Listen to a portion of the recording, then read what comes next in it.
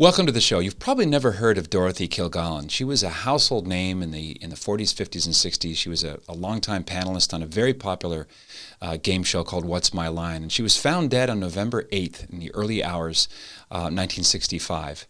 And our guest today, Mark Shaw, believes she didn't die in her sleep and didn't die of an accidental overdose, but was murdered.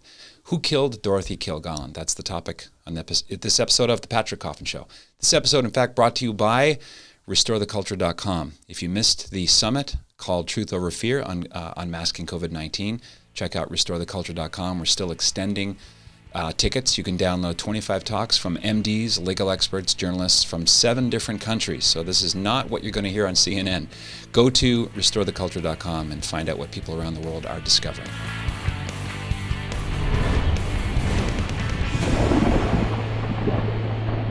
I'm glad to be joined by Mark Shaw. I first discovered another interview that he did on the killing of Dorothy Kilgallen, and I've since discovered his many books, including The Poisoned Patriarch, How the Betrayals of Joseph P. Kennedy Caused the Assassination of JFK. His latest book is called second follow-up to The Reporter Who Knew Too Much is called Justice Denied. Mark Shaw, thanks for joining us. Really appreciate your time. Thank you very much. I think I may have told you this off the air. My first knowledge of Dorothy Kilgallen was watching a random episode someone sent me of What's My Line from October 1956, and the mystery guest, one of them of that show was Bishop Fulton Sheen, who's has held enormous influence in my life. Although I was too young to remember his TV show. He died in 1979. And I noticed that one of the contestants gave a respectful smile. She sort of curtsied and kissed his ring. She was the last panelist, and I looked her up. And I thought, oh, Dorothy Kilgallen, probably a Catholic if she's doing that to a bishop. Bishop Sheen, of course, was a household name at the time. He gave all his answers in a kind of a whispered, sotto voce, oui, no. He gave sort of French answers. And so that was my intro to her. I didn't know anything about the circumstances around her death. I only knew that she was buried from St. Vincent for Our Church and that she was only 52 when she died. And then in digging, I found some rabbit holes, and there you were with your books.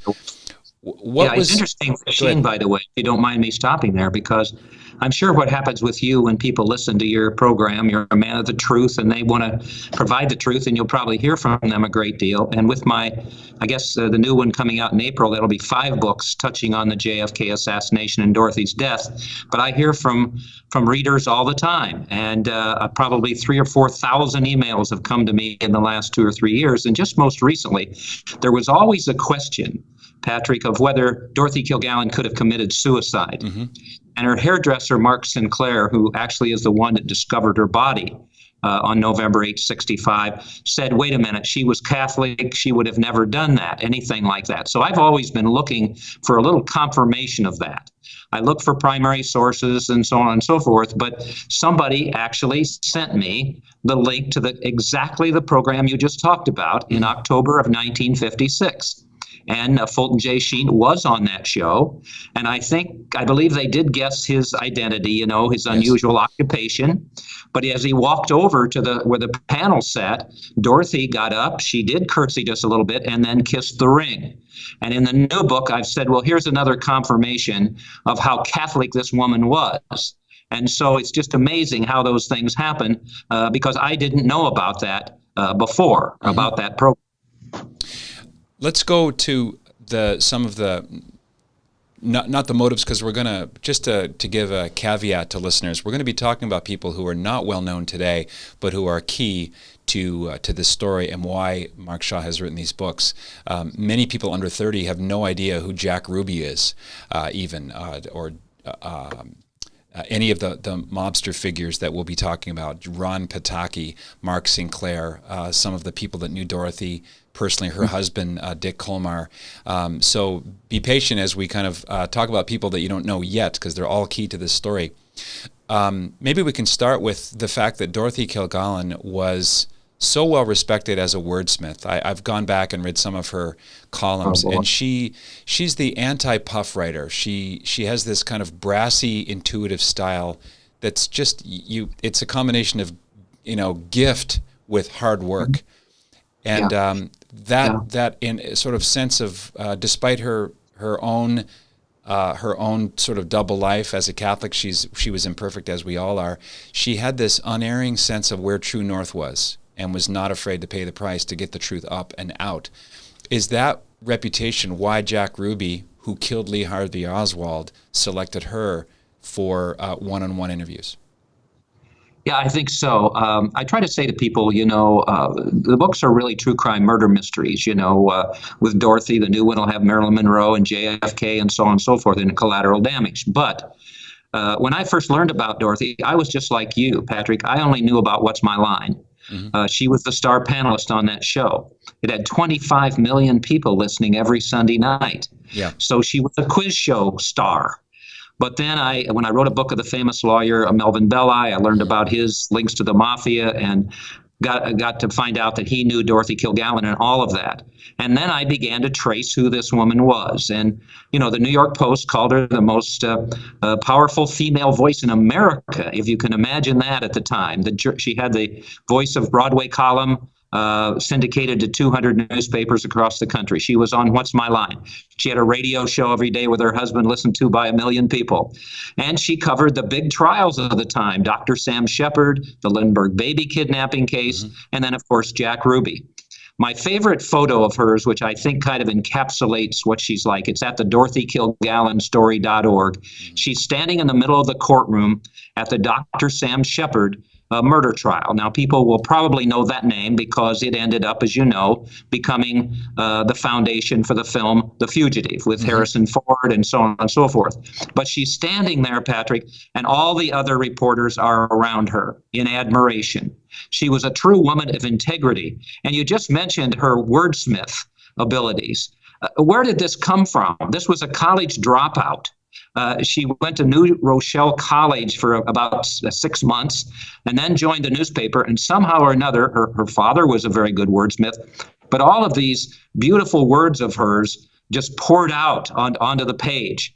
I've often said, the reporter who knew too much became a bestseller. But if I could write like Dorothy Kilgallen could of my almost 30 books, I'd had more bestsellers because she could really talk to the reader and talk to the listeners and so on and so forth with the kind of language that she used. It wasn't highbrow, but it always was aimed at the truth. And as we'll find out later, her always aiming for the truth is what ended up ending her life. You've talked in other venues, Mark, about how the Kennedy assassination is kind of it's the ideal picture of anyone who challenges the official narrative, i.e. the Warren Commission and the single bullet, single shooter theory, what I think Arlen Specter called the magic bullet. I learned that from Dr. Cyril Wecht. It's the par excellence example of conspiracy theory wackos. Only those kinds of people would challenge the official story. And Dorothy, who had a front row seat to history, being up close and literally physically personal to the Jack Ruby trial, you now have and have integrated the transcripts of that trial, which have gone pretty much missing for 50, 55 or so years. She saw through this Warren Commission, and she didn't say that maybe kind of sort of. She said it was laughable. Yeah. I've been reading a biography of Winston Churchill. It's about this thick. I'll probably finish it in 10 years. But, I got the other day the feeling, he was screaming about what Adolf Hitler was going to do in Germany, and nobody was listening to him. They just didn't want to believe that there was going to be another world war. And I don't want to compare those situations so much, but it was the same sort of situation with Dorothy Kilgallen. Right away, she knew President Kennedy. They were friends.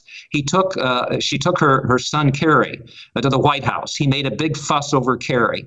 And when he died, she said, I remember a tall man stooping over a little boy, remarking about how valuable his papers were, his letters that he brought from his third grade class. So when he died, she was on the job. She didn't buy the Oswald alone situation to begin with. And then when Ruby shot Oswald, that didn't make sense. And so she took off, Patrick, and she wrote all these columns. You can read them for yourself in both The Reporter Who Knew Too Much and Denial of Justice, and it'll be in the new book too. And when you read them, they just scream the fact that there was obviously a plot to kill JFK. And when we brought into the equation the Jack Ruby trial transcripts, which have been hidden over the years, a part of the cover-up, of course, because basically in those transcripts, it talks about what Ruby did in the days before he shot Oswald.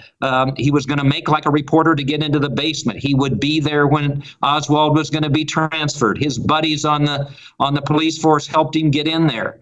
Well, if you look at all of that, you wonder, why wasn't anybody listening to Dorothy Kilgallen? Because J. Edgar Hoover was out there shouting, Oswald alone, Oswald alone, Oswald alone. But I don't think people wanted to believe that anybody else was really involved in JFK's death other than Oswald.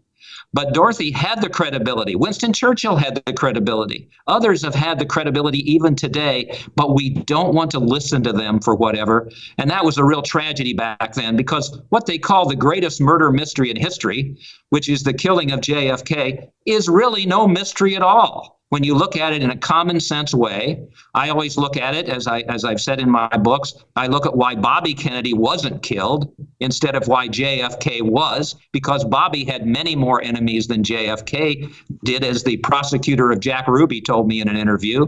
But nobody was listening at that time, and it's a real tragedy. And then, of course, Dorothy, who was writing a book for Random House that would have had all this information in it, was silenced by those people who couldn't let her write that book. And for 50-some years, just buried. I mean, nobody even knew what Dorothy Kilgallen was all about in terms of the JFK assassination. All they knew was about What's My Line.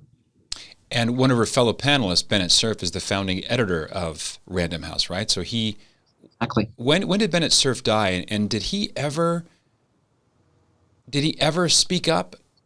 Did anyone ever say, something is rotten here, this does not add up? We knew this woman for, I mean, the show ran for about 18 years. She was a fixture Sunday after Sunday for many, many years. They knew her as a friend, as a kind of more than a cast member on a TV show. They knew her quite well. They knew her family. Did anyone say, this is not right? She was not an alcoholic or a drug addict. Yeah. I'm finding the same situation for the new book in Collateral Damage when Marilyn Monroe died. Everybody just walked away. They just said, oh, well, she must have overdosed or whatever it was, or committed suicide or whatever it was. And it's the same thing with Dorothy's situation. You know, Patrick, we hope that when somebody says something about us that is just, very, very strong evidence to the fact that we were, we did this or we did that, which was wrong and it was terrible and everything. For some reason, we feel people feel like, especially in this day and age, that it must be true, instead of giving us the opportunity or thinking, wait, if somebody said this about Patrick, I don't think that would be true because I know him. He wouldn't have done that. Same thing with Marilyn, but with Dorothy especially. Not her family, not Bennett Cerf, nobody at What's My Line, none of the journalistic colleagues, nobody in there at all said, wait a minute, Dorothy Kilgallen had no drinking problems, and she didn't have any drug problems, and yet somehow or another they just thought, well, here's another celebrity who overdosed. Well, I've destroyed all of that in my books because that did not happen, and she deserved somebody to come forward. But again, many times this information gets covered up. I've had that happen when I had an investigation that was started by the New York DA, Cyrus Vance Jr., and then they shut it down. And then I've had it recently when I've been after the New York Police Commissioner, Dermot Shea, requesting an investigation of Dorothy's death with his cold case squad. I met him in New York. He told me they were going to go forward, and they never have. So for whatever reason, people are scared of Dorothy Kilgallen, this little woman who just somehow or another was after the truth, but nobody wanted to listen, and nobody wanted to defend her. There's a mystical kind of fascinating Latin phrase that the ancients used it to describe the frequency with which someone's name is oddly wrapped up with what happens to them or who they become. It's called nomen est omen. Names are destiny. And once in a while, I'll kind of look at it. I mean, it sounds a bit new agey. There's nothing certain about it, but it's more of a poetical, instinctual thing. Dorothy means gift of God, and you think, Kilgallen. Yeah, she was gallant, and they killed her. I hadn't thought of that. Yeah. I'll have to steal that if you don't mind. Yeah, with proper attribution and a huge fee, yes. But there's another parallel I haven't really pondered, the similarity of the death of Marilyn Monroe and Dorothy Kilgallen, both semi-staged, found in the morning, found in bed, found behind locked doors. Mm-hmm. Now, I've read all. We can stop there for just a minute. A lot of people don't realize, Patrick, that within 40 months, Marilyn Monroe, JFK, and Dorothy Kilgallen were killed, 1962 to 1965, those three. Now, I had written all I was going to write about Dorothy Kilgallen, and then I'd get these messages from readers saying, is there a connection between Marilyn, Dorothy, and JFK's death? And so I launched into that, and there are many similarities between the three deaths, especially the cover-ups. Dr. Cyril Weck, you mentioned, who's been a wonderful friend to me. We looked at the autopsies and what happened. There's a lot of similarities there with regard to what occurred. But, for whatever reason, the truth hasn't come forward with regard. I am not the greatest researcher that ever lived. Former criminal defense lawyer, and all of that. I'm good at organization, and all of that. My books are easily read, people say, because I don't have a big vocabulary of small town in Indiana guy and all of that. But all of this was out there in plain sight. Take the Ruby trial transcripts for just a minute, if we may. Those, it didn't even come to me that they were out there.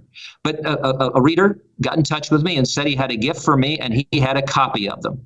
And so I got them. It took me about 3 or 4 weeks to read them and take out the excerpts that were so shocking to me and post them on my website at markshawbooks.com, put them in denial of justice and all of that. But more than that, what it showed was what Dorothy Kilgallen watched and listened to from the front row at the JFK assassination, at the Jack Ruby trial.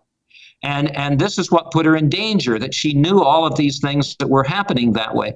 But they're hidden. You can't find any books out there other than mine where the transcripts are in there. You can't find them at the 6th Floor Museum in Dallas. They hide them from people. They don't want anybody to really know what's going on. And as a man of the truth, I know that must offend you as much as it does me, because all of these authors who have written about the JFK assassination, they weren't at the Jack Ruby trial. Dorothy was primary witness who was right there listening to the testimony. And that's the kind of people that I want to put in my kinds of books. And that's, I think, what you want to do with when you project your program as well. Yeah, this is not left, right, Republican, Democrat, Canadian, American. This is true versus false. And how many, estimate for us, Mark, if you could, how many times have you tried to bring the case of her death to civil law enforcement and have been rebuffed or given the classic runaround? Well, I get pretty passionate about this because, it's just amazing. For whatever reason, I don't know what they're hiding.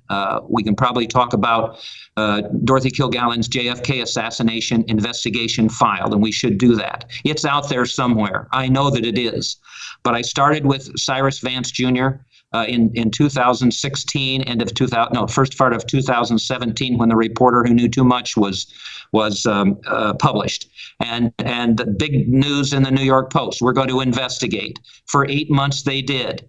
And I went to New York and I met with a detective and I gave him an evidence report with all of the suspects and this Ron Pataki, who was her lover and had access to what she was talking about with the assassinations. Everything was great for 8 months until they called me and said, well, we're stopping the investigation. We're just not sure that Dorothy Kilgallen, was harmed, that she was murdered. And by the way, we don't know who did it, which is completely contradictory to what they just said to me. That's so that really inflamed me. So I filed my Freedom of Information request, probably 6 or 7 of them, never got any documents that I wanted. And then in early part of 2019, I went to New York, 2020, I went to New York and met with the commissioner of the New York Police Department. We're going to go forward with this. Here's a detective. Here's his business card. Just get in touch with him and we'll go forward. I got in touch with him. I never heard from him. I finally have filed a complaint with the Inspector General there in New York about that, and it's pending. And I filed another Freedom of Information request asking for Dorothy's documents. So I'm not going to give up. I'm going to fight for her. I think Dorothy, for whatever reason, you may think I'm a little wacky, but I believe she chose me to help tell her story, and I'm going to keep fighting for justice for her as long as I live. You've run into unusual evidence falling into your lap out of left field. As you run into one brick wall after another, I see a little parallel there between the brick walls that Dorothy herself ran into in not having her voice, not only not having her voice out there, but her being officially silenced. Which, let me get this question up and out of the way. Have you ever been nervous for your safety or security? Well, people ask me about that all the time, and you and I are in the same boat. If you're a person of the truth, if you're a man of the truth or a woman of the truth, you're always going to run into people who, are going to object to what you say and what you do and what you write. But that's part of the job, and I'm never going to back down from what I'm going to do. I've gotten some very strange emails. I've had my Facebook page hacked. I've had my emails hacked. I've had all that happen. Thus far, one real strange letter.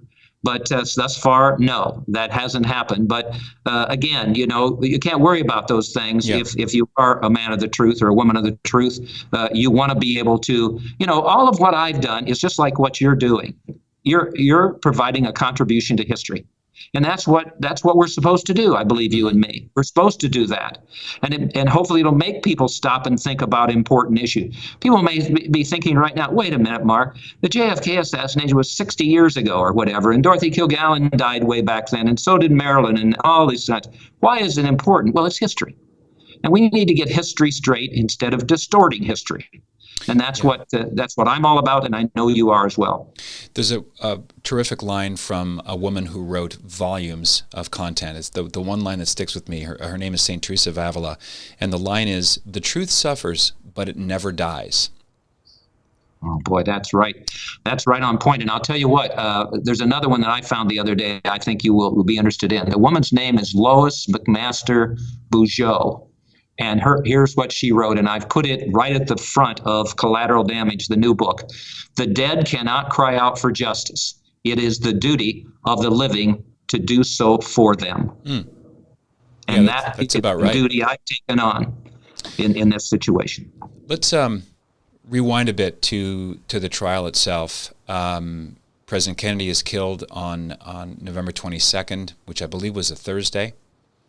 12:30, he's pronounced dead around 1. His body is swiftly taken to Bethesda, a hospital there, Navy hospital.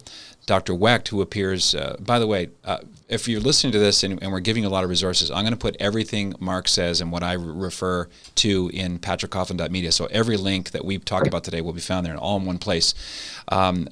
Dr. Wecht, who's a famous pathologist and an attorney, it was his talk at the 6th Floor Museum. I don't know how they let him in there because he gave a talk called the Case for Conspiracy. He's the last one, I think, to have appeared there. Pardon me? I think he's the last one that they allowed to appear there with regard to anything other than the Oswald alone theory. Yeah, that's he puts a lot of things together there. And Dorothy, when learning of Jack Ruby's killing of Oswald, she thought that was very, very strange and unlikely. So she attended her trial. She got 2 intimate interviews with Jack Ruby. Then she flies to New Orleans, and this is where the chapters get darker, a little bit more murky. She flew there with Mark Sinclair, right, her trusted confidant and hairdresser. When they arrive, she tells him, "Mark, you got to fly back to New York. Don't tell anyone you were here. I'll explain it all later." And she kind of, in her exuberance, knowing what she was sitting on, she blabbed a little bit about cracking the Kennedy murder case wide open. Take us from there. When he flies back, that's the beginning of decades of his silence because he was afraid for his life. It's amazing how many people are still scared today to speak to me. Some of the family members of Dorothy. This is 50-some years later, and they're still worried. And they're worried because of one thing, and that is what Dorothy learned from Jack Ruby and what she found at the trial. We do not know exactly what Jack Ruby told her. We have the proof from Joe Tannehill, Jack Ruby's co-counsel, that he set up the interviews in the back of the courtroom. There were 2 of them with Ruby. She made notes and everything and put them in a file. Well, people have asked me what happened then. Well, where did she go? She didn't go to Washington, D.C. to look at the military establishment. She didn't stay in Dallas to look at Lyndon Johnson. She went to New Orleans, and that's where a gangster named Carlos Marcello had an empire which stretched over to Dallas. Mm-hmm. You got to go back just a little bit to the '60 election when the underworld people helped Joe Kennedy launch JFK into the White House, with the promise being that if they got there, they'd leave the mobsters alone. Mm-hmm. Bobby Kennedy became Attorney General and then went after Carlos Marcello, deported him to Central America. He got back in the country with a hatred toward Robert Kennedy. And basically then you take it from there, common sense-wise. He felt like that he had to do something because he was going to get deported again or put in prison. So he says to himself, if I kill Bobby Kennedy, Jack Kennedy will come after me with everything the government has. Mm-hmm. But if I kill Jack Kennedy, Bobby Kennedy will be powerless. And that's exactly what happened. They never bothered those people again. So where does Dorothy go? She goes to New Orleans. And she tells, and you said she talked too much. Well, she was a blabbermouth. And unfortunately, Marilyn Monroe did the same thing when she talked about having a news conference and exposing her relationships with JFK and RFK. Mm-hmm. But when Dorothy did it, basically, she was putting a target on her back because she went to New Orleans, and there's that strange situation where Mark Sinclair goes with her. She calls him at the hotel, go back to New York, don't tell anybody you were with me, and don't ask me any questions. And she goes back to New York City.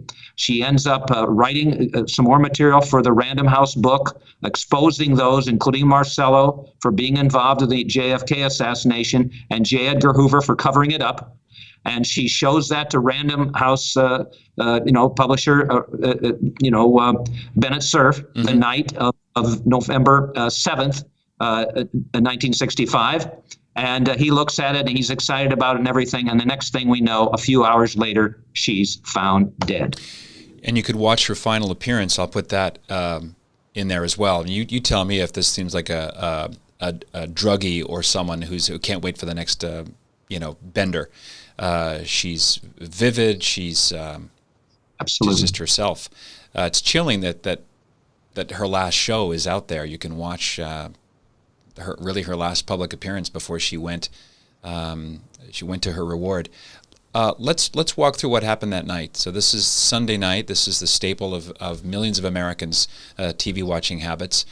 Dorothy Kilgallen, I'm not a mathematician on this, but it seemed like she was always ahead of zeroing in on who the identity of the mystery guest. Maybe for folks who are of a certain age who don't know the format of the show is very simple. You have a host, John Daly, you have a mystery guest, and if they were famous, that meant that the four panelists would be blindfolded and they would ask a certain number of questions. It was for $50, which is not like today's game shows. But all the banter was so urbane and interesting that it was very watchable. So she leaves the studio and she goes to a place called PJ. Is it PJ Clark's? Yes, it is. And she had invited Catherine Stone, a woman whose her line of work, selling dynamite. Dorothy guessed correctly. Dorothy invites her to go to the Regency Hotel, which is quite close to the studio there. Mm-hmm. Who did she meet at PJ Clark's before she goes to the Regency? Is that known? Well, I want to say this, and I'm sure your other guests do as well. It's so comforting or so special when someone like you does your homework, and I can tell you have. I have, and I yes. appreciate it very much. Thank you. So, yes, absolutely. Well, it does, and it doesn't happen all the time. So Dorothy, is on that show. But one of the most wonderful things, too, is that Dorothy's memory can be seen now because there's hundreds of those shows up on YouTube, and young people watch them. And I've heard from young people who've, fallen in love with Dorothy and what she was about. And there are two men who go to her grave every week and put flowers there. I mean, she just became this inspiring, special woman to so many people, almost like a brother or like a sister to them or whatever. Mm-hmm. And so you can find those shows up on YouTube. But she ends up, she had one man who she was seeing at the time. Her husband, unfortunately, Dick Calmer, had a lot of downturns with his businesses. His Broadway shows hadn't worked. He opened restaurants. They closed. He'd become an alcoholic. They were estranged.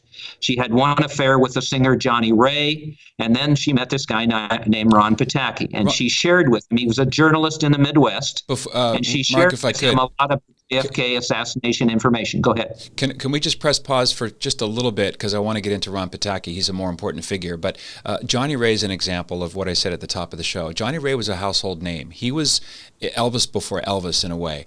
He had this very kind of overwrought, super emotional way of getting a song across. He was famous.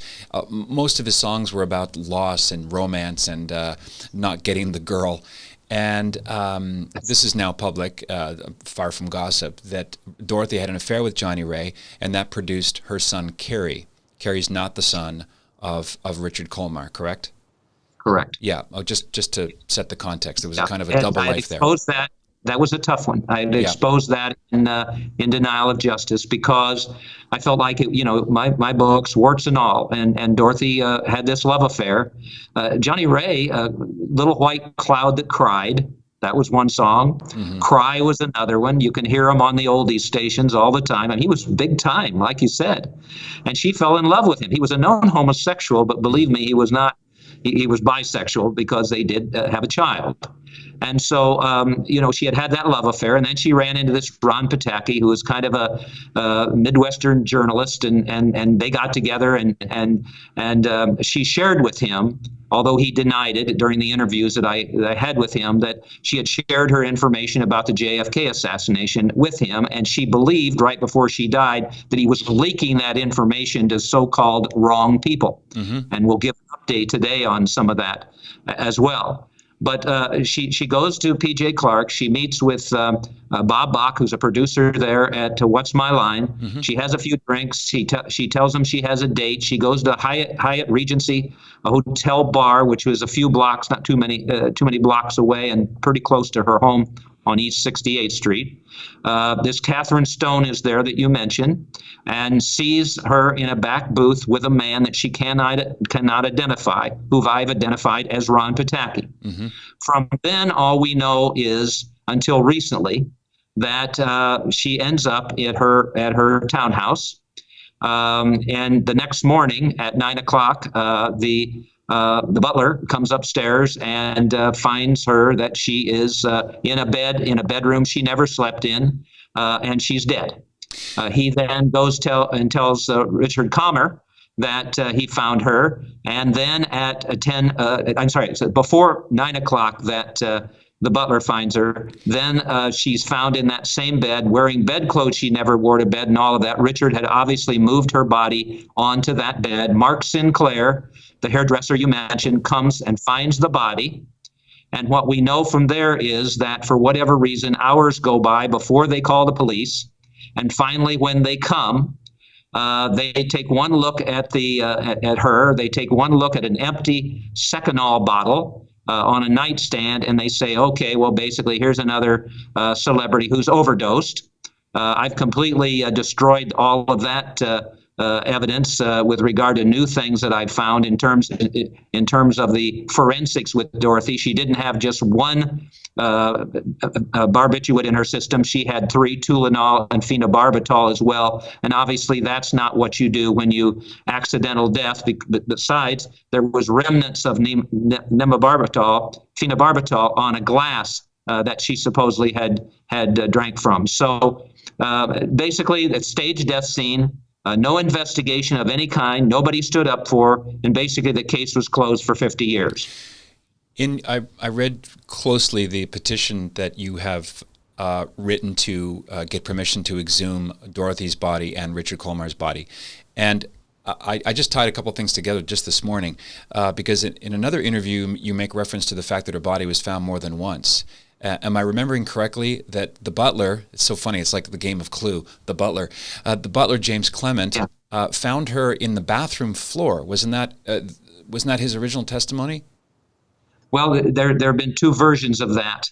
To begin with, I thought that's what had happened, that he had found her, on the bathroom floor, and then Richard had taken her into the bedroom.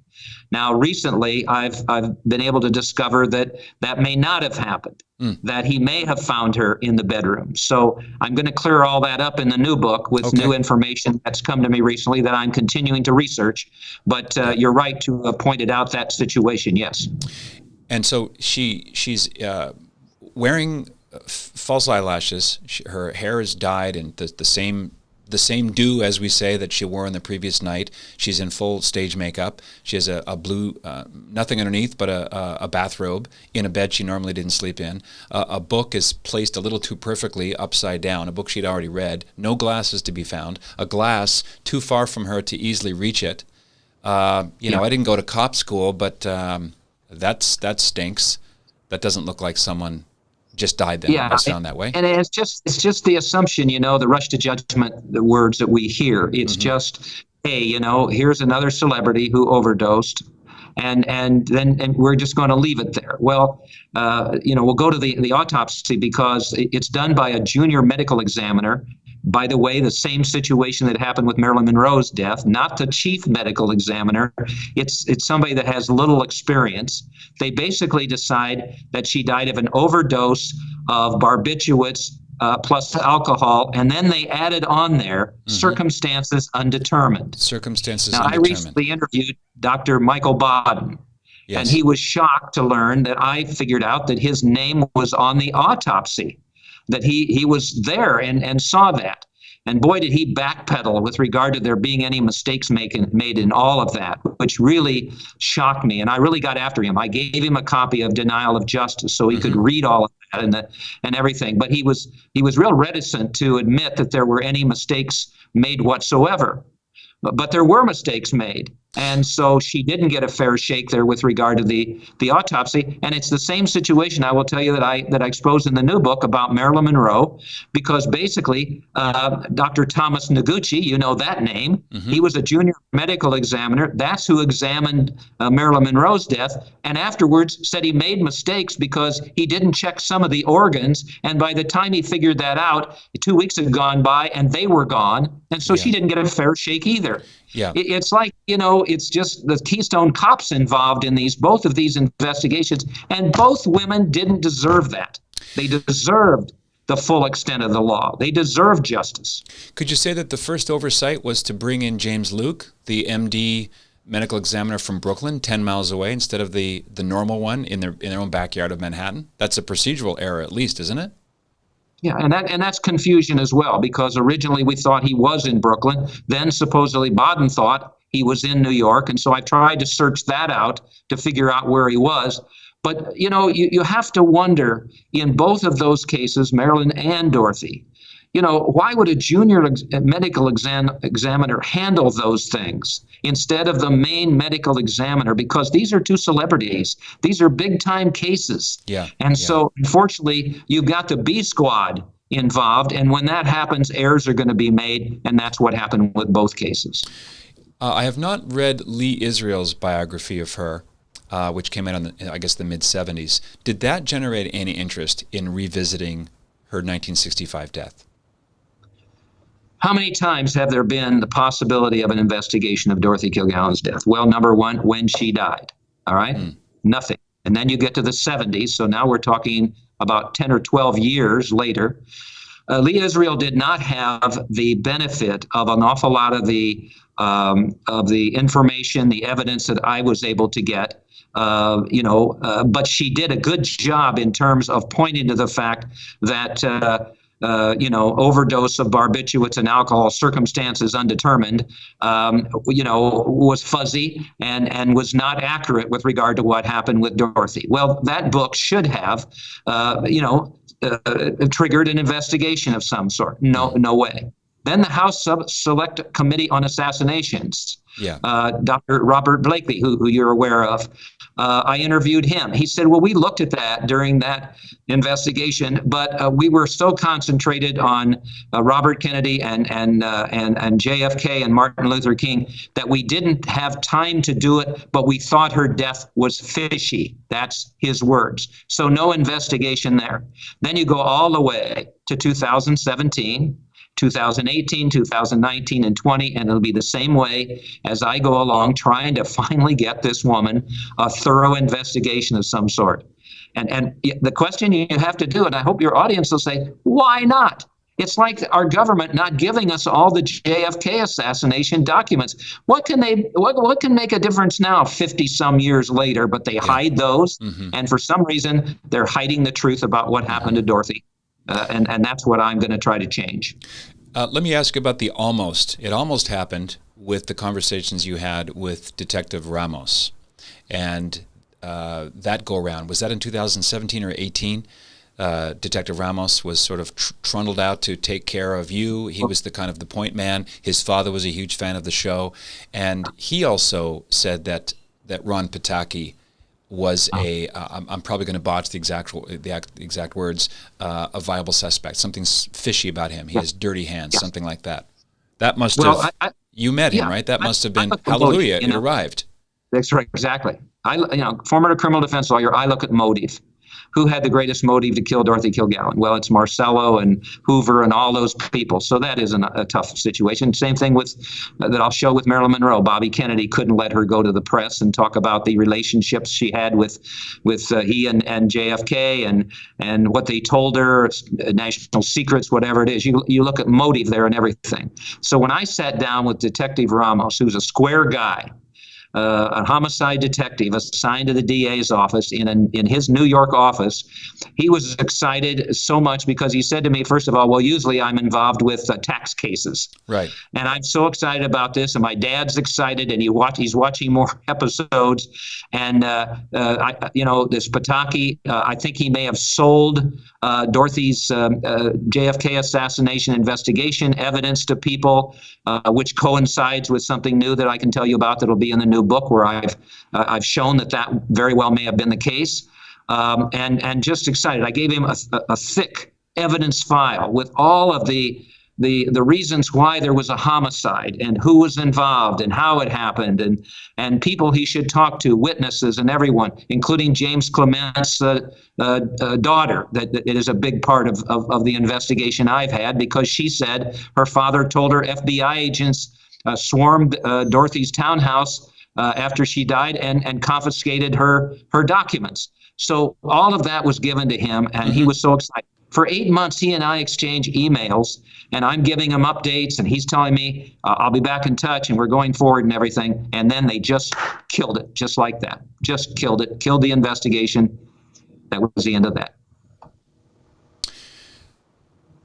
Let me throw out a thesis. It's not a conspiracy theory, and tell me if you agree with it. One thing that seems to fit a lot of the facts, that makes a lot of the puzzle pieces click together, is that Ron Pataki was uniquely situated to be recruited by underworld figures with things to hide, rogue CIA agents who were either acting officially or unofficially, to infiltrate Dorothy's personal life and to gain her trust. He's a good-looking man. You see pictures of him. You've interviewed the man. He's still on the loose, as they say, in Ohio. Am I going off the rails so far? No, not at all. And that has always been a scenario that I thought made the most sense. You're aware of the two poems that he wrote. For instance, yes. One of them especially has material in it, verses in it that contain the information that only the killer or somebody complicit in her death could know. When I showed that to Detective Ramos, it was like a light bulb, lit up, because and I found then information I gave him where his relatives have said that Pataki told them he was the last person to see Dorothy alive. I mean, this man needs to be in jail, in prison.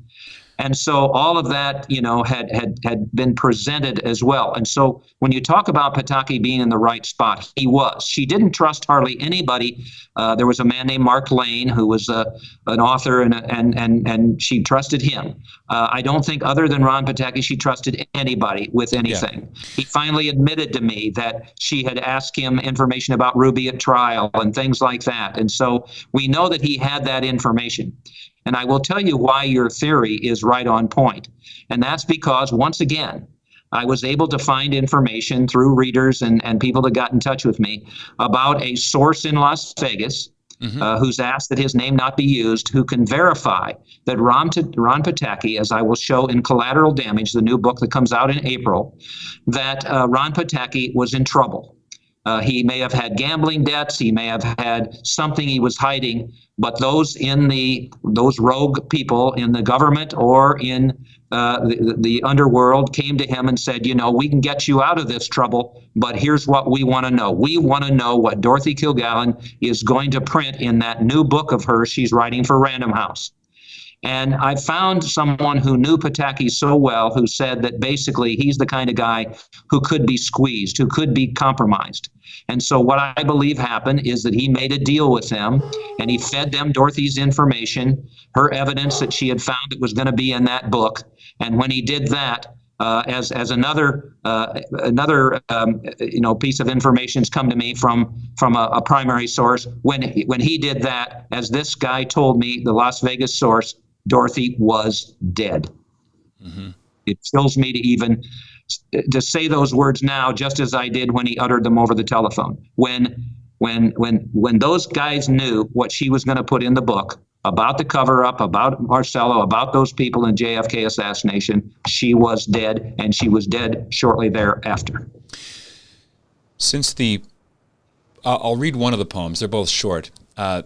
You mentioned Ron Pataki's poems, and you asked him about that. He's published, many poems in volumes here and there, and he coughs up these two when you ask him. He just sort of picks them out of the morass of other things that he's written, which is a little odd in its face. The poem is called Vodka Roulette, Seen as Relief Possibility. The poem goes like this. While I'm spilling my guts, she's driving me nuts. Please fetch us 2 drinks on the run. Just skip all the noise and make one of them poison, and don't even tell me which one. A killer would have knowledge of that because he wrote this before any of it was disclosed publicly. It never had been released whatsoever at all, Patrick. And this goes along with the theory that I have, and I think you're perhaps going to agree with it. I think what happened is that Dorothy Kilgallen was with Pataki at the Hyatt Regency Hotel.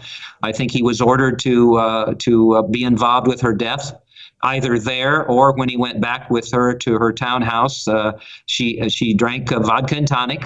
I think he had those 3 barbiturates, phenobarbital, Tylenol, and Seconal in powdered form. He put those in the drink, either at the hotel or when he accompanied her back to the townhouse, and that's what started her march to death. And my theory is that when she got back there, she was woozy. She was, getting towards being unconscious. She ended up being in the bathroom at some point because there was some pink liquid found in her stomach, and that would have been Pepto-Bismol. And then she died probably, I believe, on that bathroom floor and then was transported into the bedroom. That is the current theory that I have. And Richard Calmer dressed her in the different clothes and things like that. And then Mark Sinclair saw her. But Ron Pataki's alive. He lives in Columbus, Ohio. I've used his name. People say, well, Mark, you better be careful. He's going to sue you.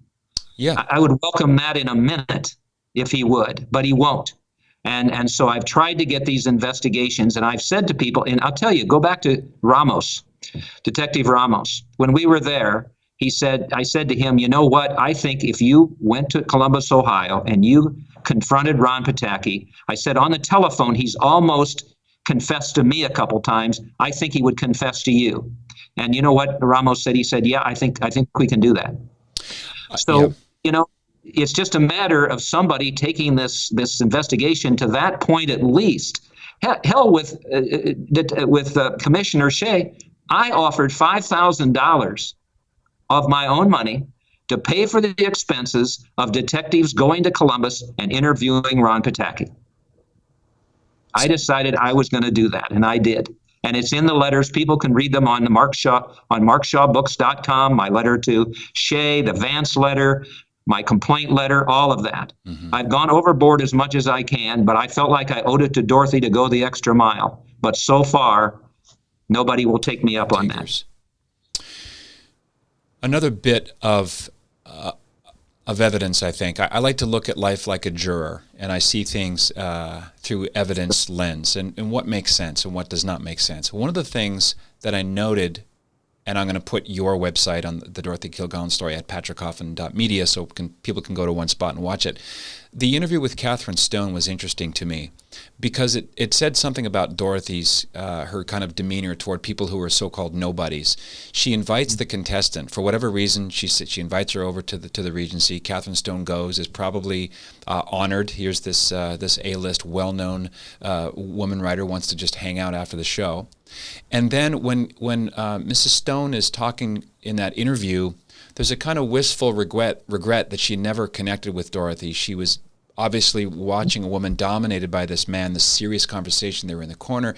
The lighting was probably low. That tells me that Dorothy's intentions, or her attention at least, was shifted once she got to that hotel bar. And that ordinarily she would never have stood up someone, even a stranger like Catherine Stone.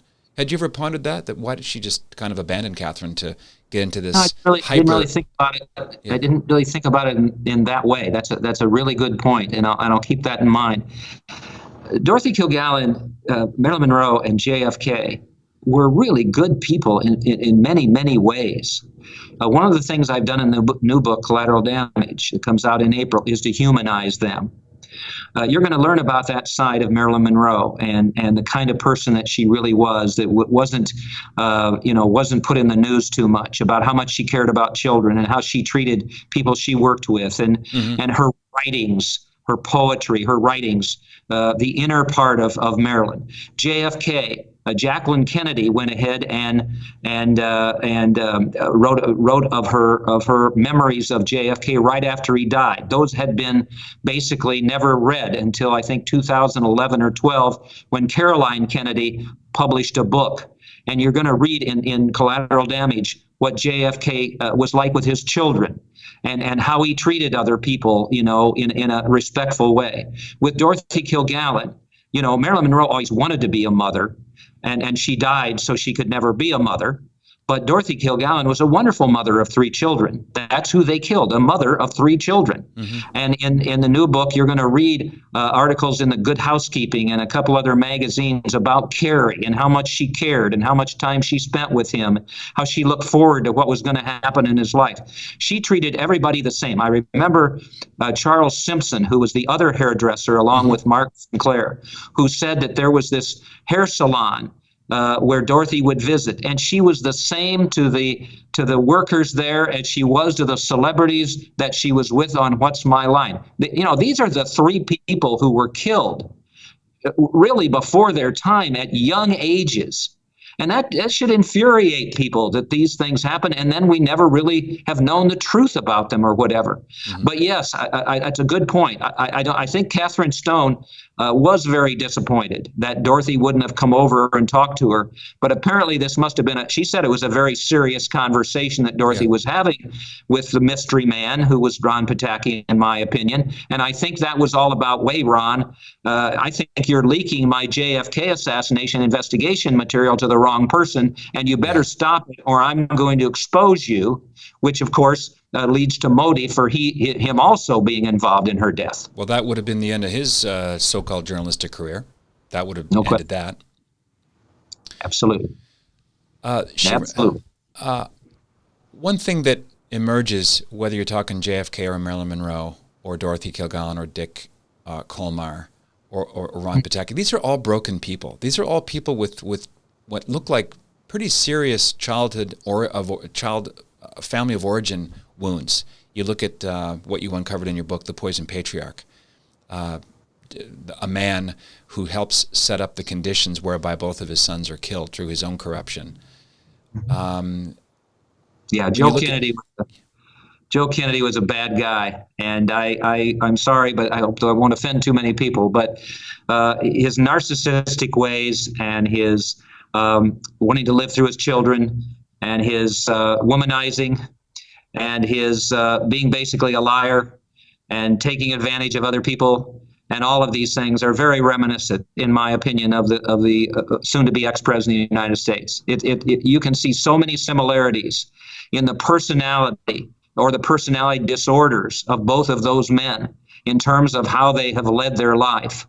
With Joseph Kennedy, for instance, he basically wanted to be president of the United States. And when he couldn't because of his appeasement of Adolf Hitler, he decided, people are amazed at this when they read it in my books, but he really thought Joe Kennedy Jr. would be the first president, but he was killed in the war. Then it would be JFK, then it would be Robert Kennedy, then it would be Ted Kennedy, a dynasty of Kennedys. And I think the current resident of the White House has always felt that could be possible too. These men feel like that they want to live their lives through their children. And that's a part of that personality disorder in many ways. They won't listen to others. It's all about them. And Joe Kennedy, in the new book, I'll show that the whole action by Joe Kennedy of ordering JFK to appoint Bobby Kennedy Attorney General is the trigger point for 3 deaths. Right. Number one, for sure, being involved as Bobby was as the second most powerful man in America, his involvement with Marilyn Monroe led to her death. Then JFK, because Bobby's actions against Marcello and the underworld led to JFK's death. And then you go to Dorothy. I say in the new book that if Bobby Kennedy would have been prosecuted as he should have been for the death of Marilyn Monroe, there would have never been a JFK assassination, in 1963, and Dorothy Kilgallen would have not died because she would have had no assassination to investigate. So that's where I get the collateral damage of Joe Kennedy's action. It's like a circle of evil with Bobby Kennedy in the middle of it that cost us these 3 lives. And I think I'll be able to prove that in the new book. Earlier, Mark, you mentioned her cache of things that the butler, James Clemens, said was absconded by this swarm of FBI agents who swoop in and oddly take it all away. Dorothy Kilgallen was nobody's fool. I find it really hard to believe that even though she couldn't, scan it or use her cell phone to make copies, that she would have, I want to say the word Gestetner. The word Gestetner suddenly came out of my mind. There were primitive ways to get a lot of things copied. There were agencies you could go to in the 50s and 60s, actually dating back to the 30s when you talk about screenplays that had to be copied and sent to dozens of producers at the same time. You've got to think that Holy Grail, the book manuscript, first of all, and all the other evidence that she found through her conversations with Jack Ruby and whatever she uncovered in New Orleans exists somewhere, right? I'll tell you what, it's the damnedest thing, isn't it? Because people have said to me, wait a minute, she had to make copies, she had to do this, she had to do that. She used a typewriter, there could have been a carbon. Dick Calmer, her husband, said that basically after she died, he decided to destroy those documents of hers because they'd already, to quote him, caused enough damage and everything. Then I showed that witnesses who knew him said Dorothy would have never permitted him to have access to those documents and everything. So I'm glad to hear you say that because I truly believe those documents are still out there. And whatever they say in there, it's really difficult, as you know, to get government to investigate government. This is why we very seldom get, with the Freedom of Information document requests, anything we're looking at and we want to look at. And usually most of it's redacted when we do. Yeah. And so it's tough because there's something in those documents that Dorothy had that probably went all the way up to the White House, or there's something else in there with national security. There's something in there. But one of these days, I don't know when it will be, that those documents are going to surface again. And I keep hoping that somebody, one of the readers or whatever, will let me know that, hey, you can find them here, you can find them there or something, because I think you're right. It doesn't make sense that she wouldn't have done something to ensure that those documents would live on. Because remember, she told everybody, including, I think it was Charles Simpson, if the wrong people knew what I know about the JFK assassination, it would cost me my life. So she knew. I'm afraid for my life and my family. She bought a gun. So that all makes sense, and I was glad to see you send that information to me today of your suspicions that way, because I think they are valid, and frankly, it gives me hope that one day I'll be able to find those things. Well, I'm a Catholic. I believe in the intercession of the saints, and the fact that you have sort of described in various ways how you feel a little bit selected by her to uncover these things.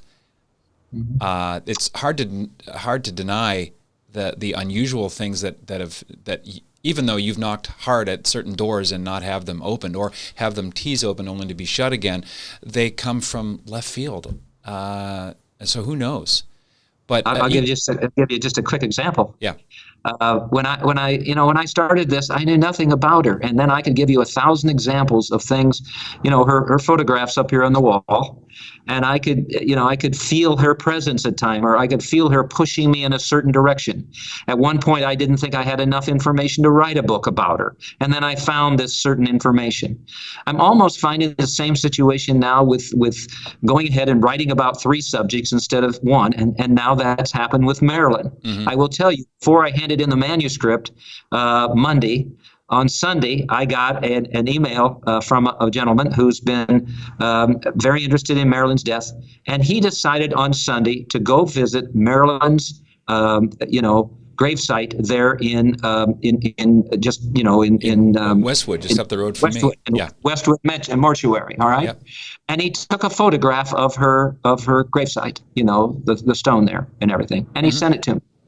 And so I included it in the book. I didn't have a good photograph of that.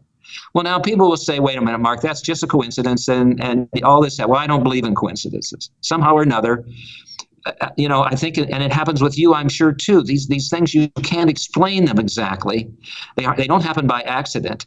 But when you're searching for the truth, I don't think it happens if you're somebody, who's not doing that. But if you're searching for the truth, I feel like at times you get some help, maybe from the Holy Spirit above or whatever it is. I'm not a real religious man. I went to seminary at one point, but I do believe in the Holy Spirit, and I believe there are things that happen that we can't explain and we will never explain. And why that guy decided to go to the mortuary on Sunday, I will never know. But he sent me that photograph, and with his permission, I'm going to use it in the book. So, I'm getting help all the time. I hope that anybody who watches this program, if they know anything about Dorothy or JFK or Marilyn, markshawbooks.com, but my email is mshawin@yahoo.com. And I get these emails and I answer every single one of them because these people have become my reporters out there and help me discover evidence that I would never have found before. Yeah, also going to put all that, including your email address, at patrickcoffin.media. You just said something in quoting Dick Colmar that caught my attention. He said in destroying the documents that she had written that her writings had done enough damage already. Wow. If he said that off the cuff, that's explosive right there, because what could that mean? Other than he had a sense that she was getting close to the fire. I think you see what I mean?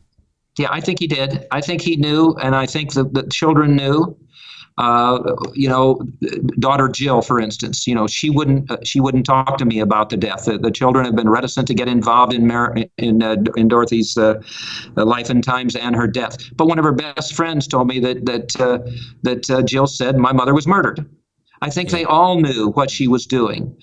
Joe Tonahill, the co-counsel for Ruby, said he talked to Jill on the phone a couple times. They all knew exactly what she was doing, and the hairdressers did as well. And Mark Sinclair, Charles Simpson, and James Clement all warned her. They all warned her, don't do this. You've got to stop. You're getting involved in something here that is very, very dangerous.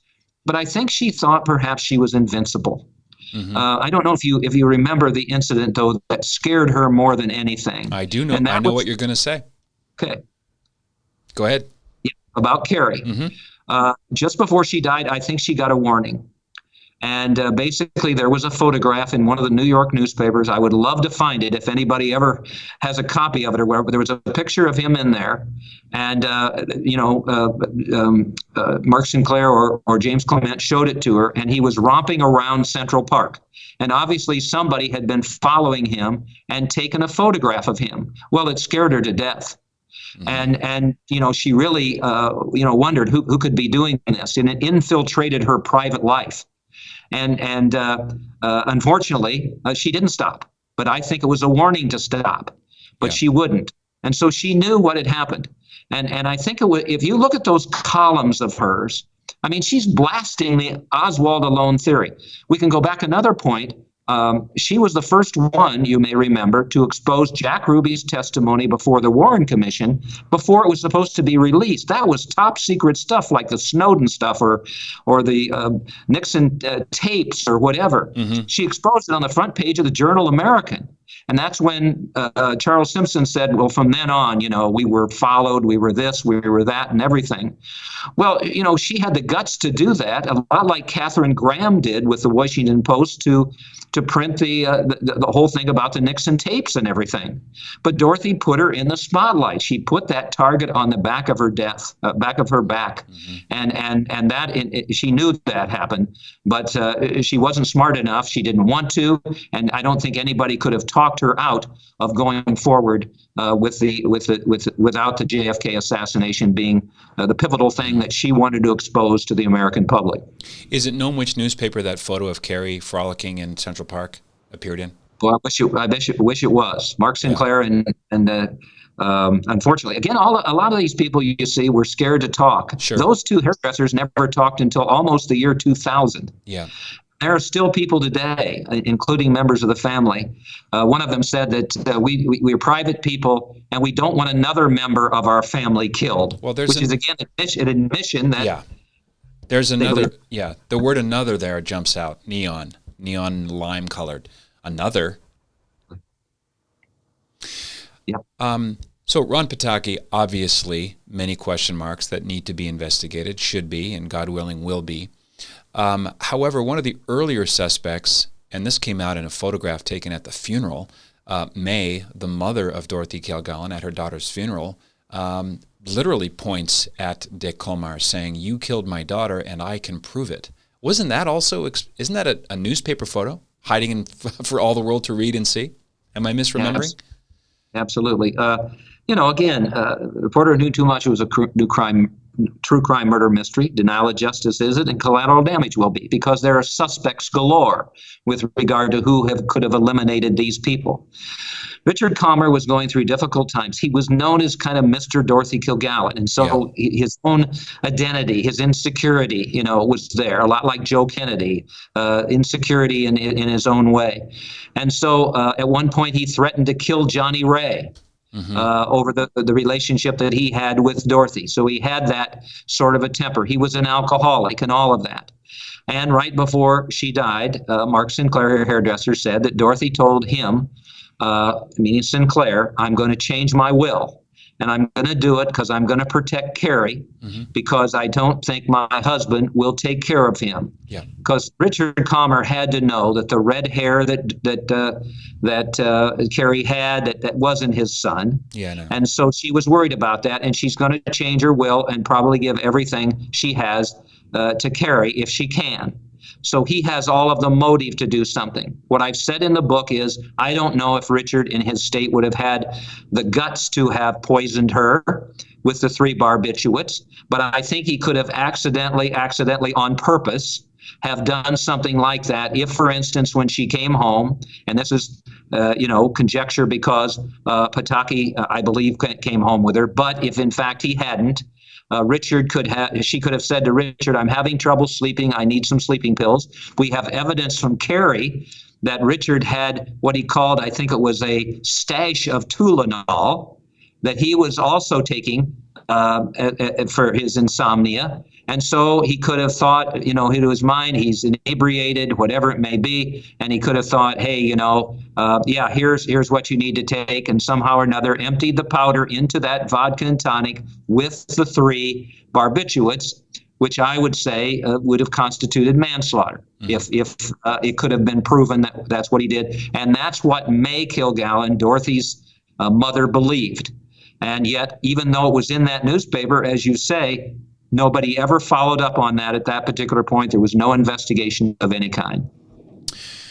So going to the present time, you've been in touch with the famous pathologist, Dr. Cyril Wecht, as we've said, and he has agreed to perform the DNA examination of the remains of Dorothy and possibly also Dick Colmar's body. I'm a complete ignoramus when it comes to what can be determined for how long on human remains. If it's because obviously Ron Pataki would be required to do the same to rule him in or rule him out. What would you hope would be found by the DNA evidence drawn from both Dick and Dorothy's remains? What's the ideal outcome in your mind?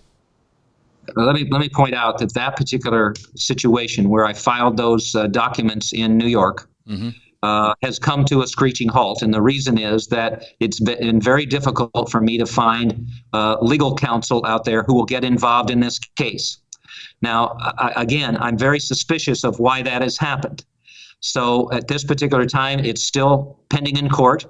But unless I can find somebody out there that's got enough guts to take on a case like this, it's gonna have a tough time. I am at some particular point going to go back to the Attorney General of New York. There's a new woman in that job, and see whether or not I can get some help there, because I'm suspicious again that the authorities somehow or another in New York City, who know about what I was trying to do there, have somehow or another blocked my advances to take that forward.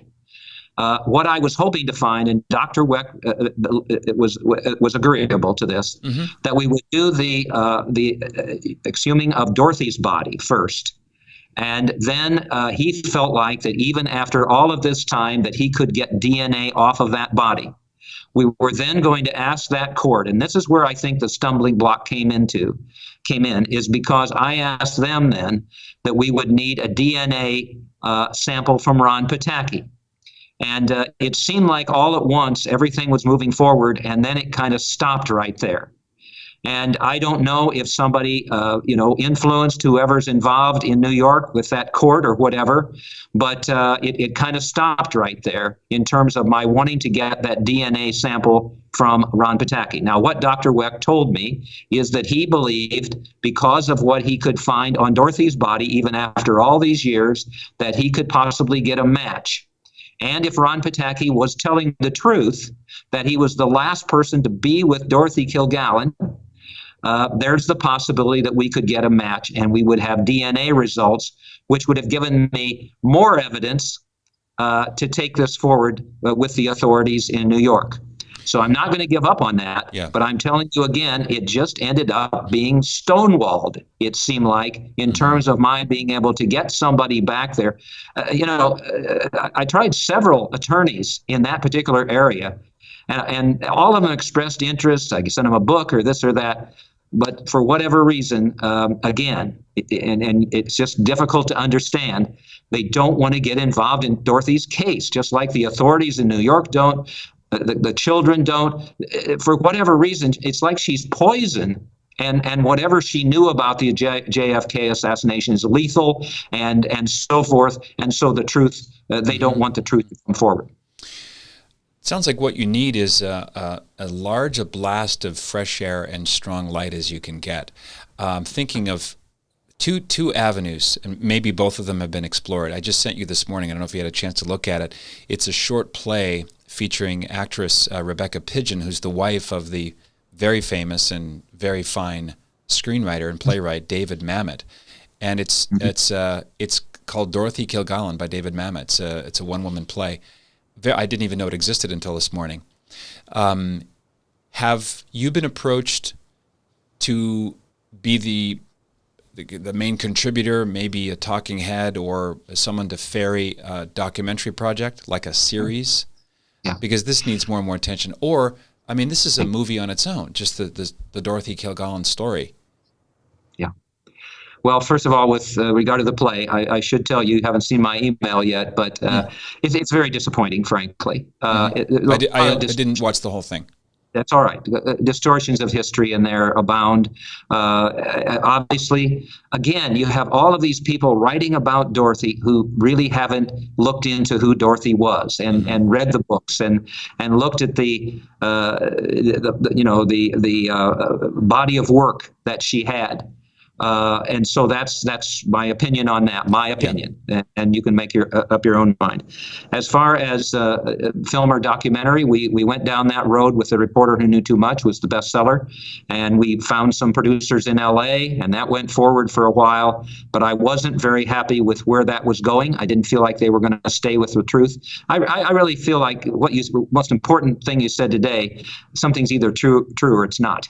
Mm-hmm. And it really bothers me when we see these motion pictures where they take the license and just throw things in there so it'll be more interesting instead of the true story. That concerns me. Exactly. And the true story is almost always more interesting.